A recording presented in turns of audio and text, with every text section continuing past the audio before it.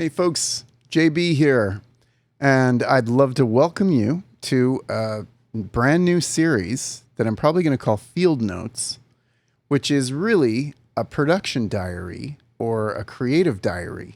And in this case, we're going to be getting into an album, which I'm producing right now, and documenting the creative process and talking about what goes on behind the scenes in the creation of an album. And I've always wanted to do something like this. I've always wanted to try documenting an album, but honestly, the last thing you're thinking about when you're making an album is to stop the show and talk about it and analyze it and get into detail. You're way too focused on trying to get the music done.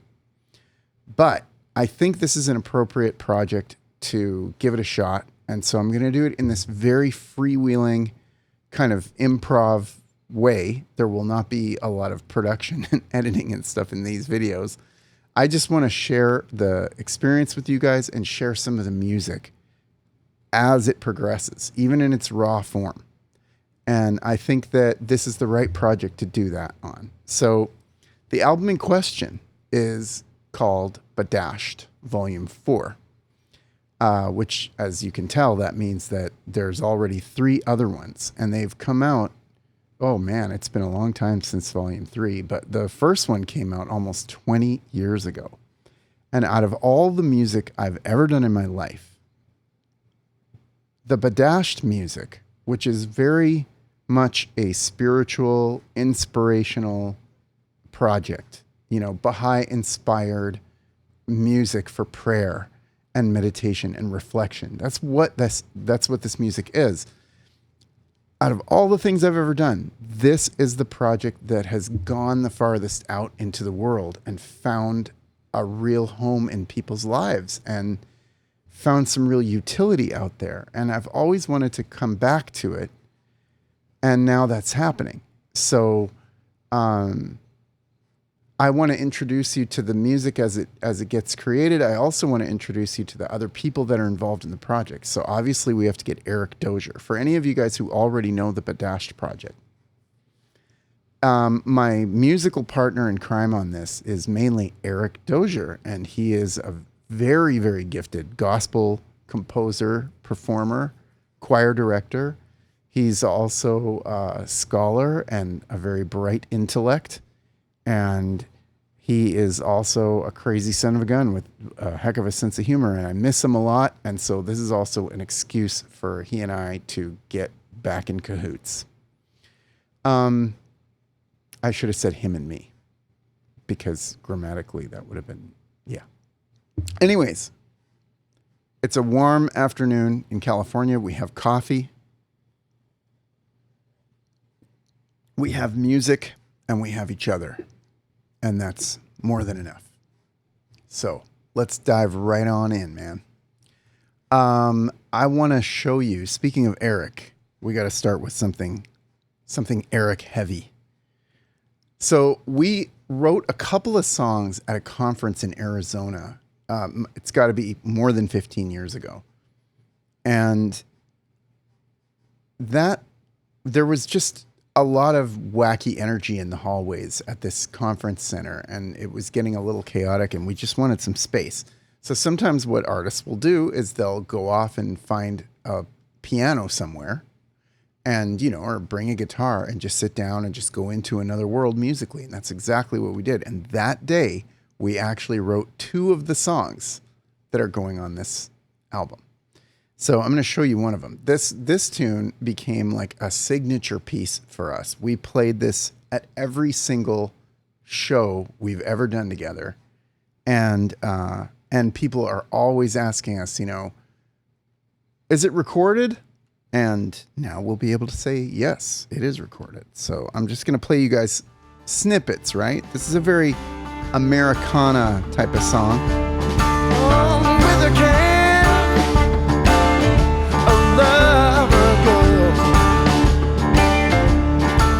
To the land of his beloved,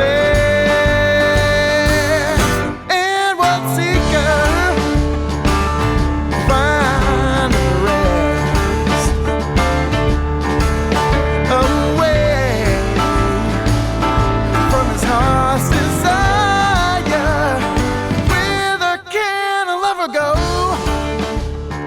So this is this is a quote from the Baha'i writings that we put over this music. And it says, "Whither can a lover go but to the land of his beloved? And what seeker findeth rest away from his heart's desire?" It's very Sufi feeling to me. Persian mystical poetry vibes. And then here Eric sings, and he says, "To the true lover, reunion is life and separation is death." To the true lover, reunion is life and separation is death. His breast is void of patience and his heart hath no peace. To the true lover, reunion is life and separation is death. His breast is void of patience and his heart hath no peace. Whither can a lover go? Right on. And Eric's playing a real twangy sounding upright piano on this with a lot of compression, and it's just like a real, punchy sound. And he takes a big blues solo, but I'm not going to play all of that. But he kind of tears it up. So that's that. That's Whither Can a Lover Go? This song, we've really enjoyed playing it live, and I'm so glad that there's going to be a recording out after all this time. So that's one. Here's another one. This one is also from the writings, but this one's actually a prayer. And this one's pretty old too. I came up with this one maybe, I don't know. It has to be, it's well over 10 years ago, but it's never been recorded either. Kind of a campfire type song. You got to have some of that stuff on here. Many a chilled heart hath been set ablaze, O Lord, by the fire of thy cause, and many a slumberer hath been wakened, O my God, by the sweetness of thy voice. How many are the strangers who have looked for shelter beneath the shadow of the tree of thy oneness, oneness, oneness. Thy might and truth is equal to all things. Thy might and truth is equal to all things. Thy might and truth is equal to all things, to all things. That's my wife, Katie, singing harmony there. I think she sounds really good on this. I love that she's on it. So that makes me happy. We gotta get the fam on here, obviously. Yeah, I love that because that's one of those tunes that people are going to be able to learn to play on their guitars, and it can take on a life of its own out there in the world, like some of these other Badasht songs. Maybe we'll see. Oh, here's one. Okay, here's something new. This one is something that isn't even finished, so I'm just going to play it. Partly play it just to show you what kind of party this is that we're actually trying to share as we go. So this is a guitar chord progression that came up in the kitchen in the middle of the night that I really loved.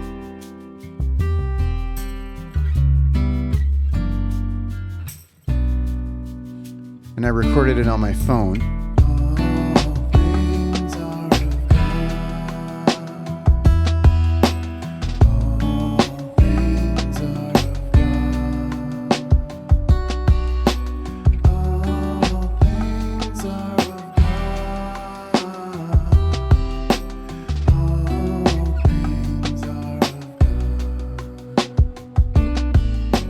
everybody who heard this little slow jam said the same thing. I don't know if you're thinking it yet, but the consensus seems to be this needs rap. So I sent it to my good friend Kareem because I heard his voice on it in my mind. So right here, you're going to have Kareem. We don't have him yet.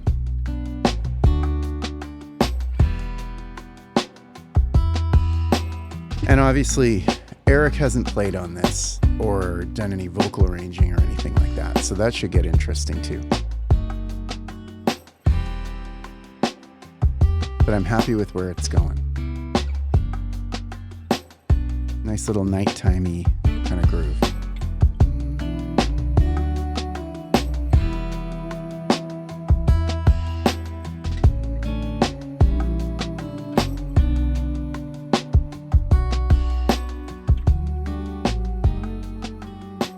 So that's that one. That'll be kind of a meditative interlude. Let's see here. What else can I play for you guys? Oh, this one's kind of cool.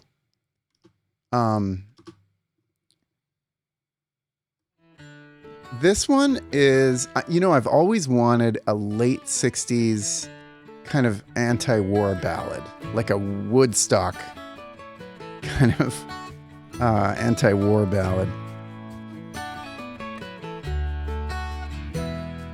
Let me tell you something about this one. This one it's not actually a Baha'i writing or anything, but it is inspired by a talk by Abdul Baha that he gave in London, I think in 1921.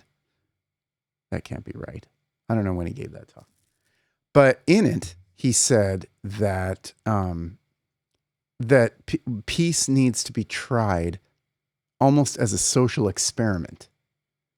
And if humanity hates living in peace, then we can go back to killing each other, which is a sort of a cheeky take from Abdul Baha, which I really appreciate.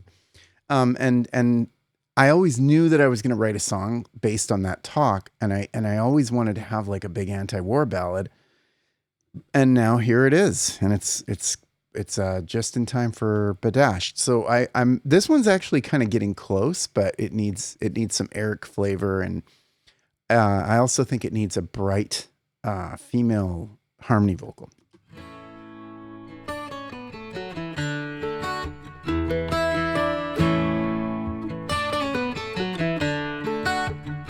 I had to learn this on mandolin. I don't really play mandolin. Someone divided the land between yours and mine. Someone decided which of us live and die. When did we all just accept that's the way that things are? And how's that been working out so far?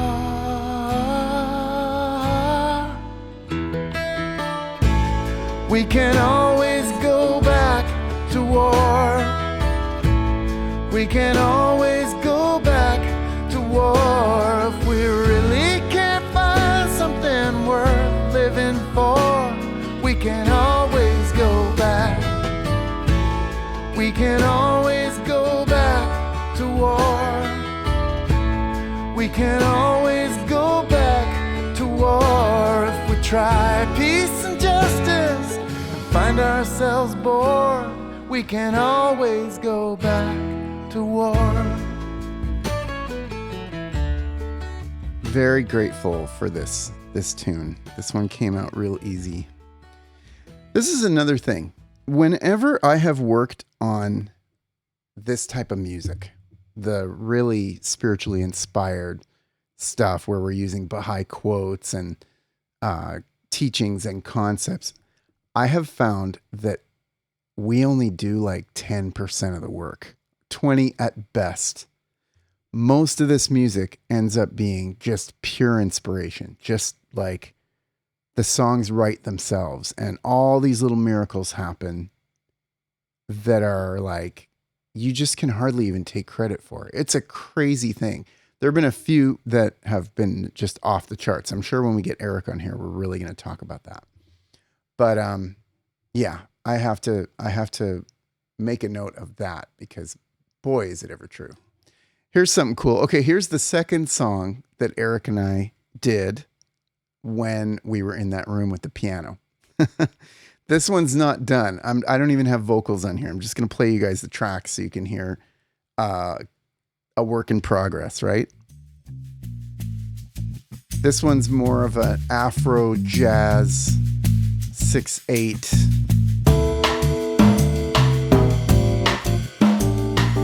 The kind of thing that would have come out around the time I was born, you know, 1970, 71.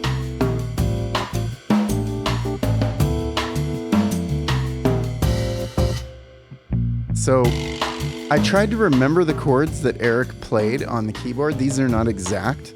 So I'm not even going to put guitar on it until he puts his keys down. And they'll be related to the keyboard part I put on here, but this is very basic. Just something to sing over. And the quote for this one is, "O Son of Love, thou art but one step away from the glorious heights above and from the celestial tree of love. Take thou one pace, and with the next advance into the immortal realm. Give ear then to that which hath been revealed by the pen of glory."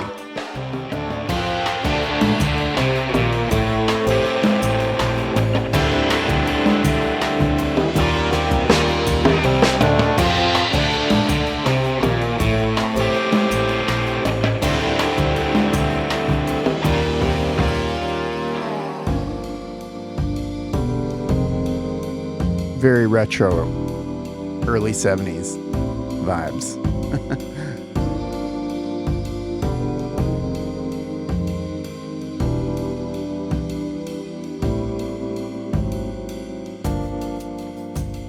Had to get that fuzzy guitar in there, right? This one, I sent it off to Shango Deli to put percussion on. I think that's what's going to make this track come to life. The percussion, because I put a nice drum groove on it. This sort of old jazz drum sound, but it's begging for djembes and congas and all kinds of, you know, chequeres and whatnot. I'm going to have him just totally go for it. So I sent this off to Shango already. So he's probably in the Canary Islands right now, putting loads of drums on this. So that's very cool. I can't wait for you to hear the melody and stuff. I'm almost done. I just wanted to kind of give you a snapshot. Oh, speaking of Shango. So, I love working on anything with Shango.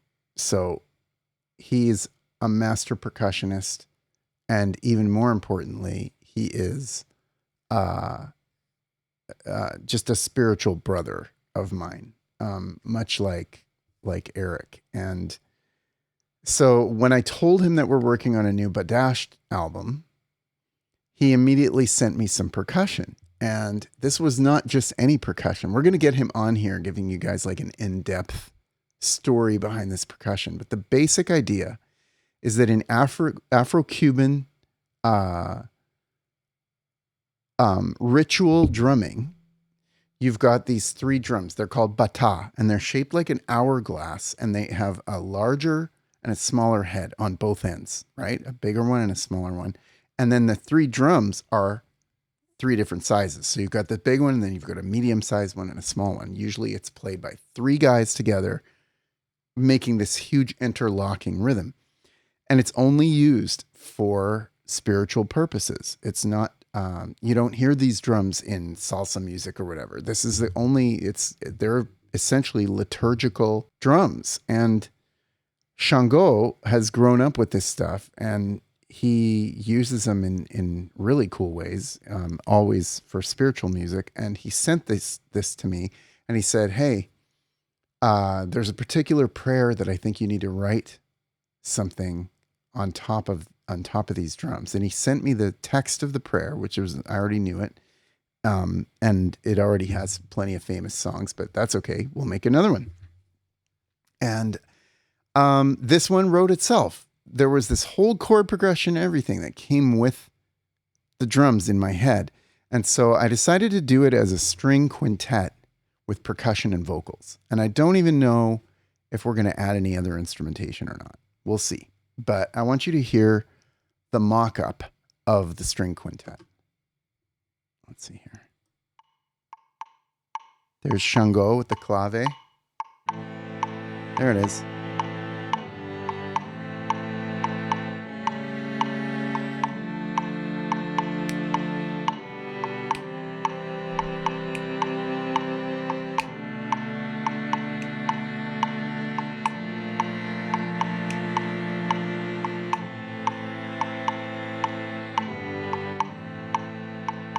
So these aren't the final strings. These are a placeholder. They're gonna have a lot more emotion, and we're gonna go for a nice sort of George Martin, Beatley sounding string quintet, which on top of Shango's drums, oh my gosh, they're gonna be great. So the prayer is, open thou the door, provide the means, prepare the way, make safe the path, so that we may be guided to those souls whose hearts are prepared for that cause. Super cool.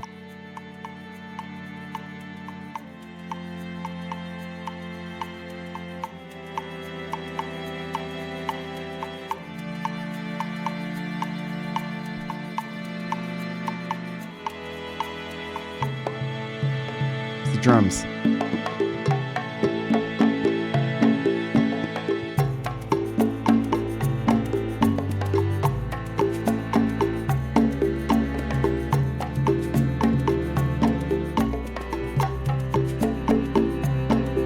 We gotta have Shango on this.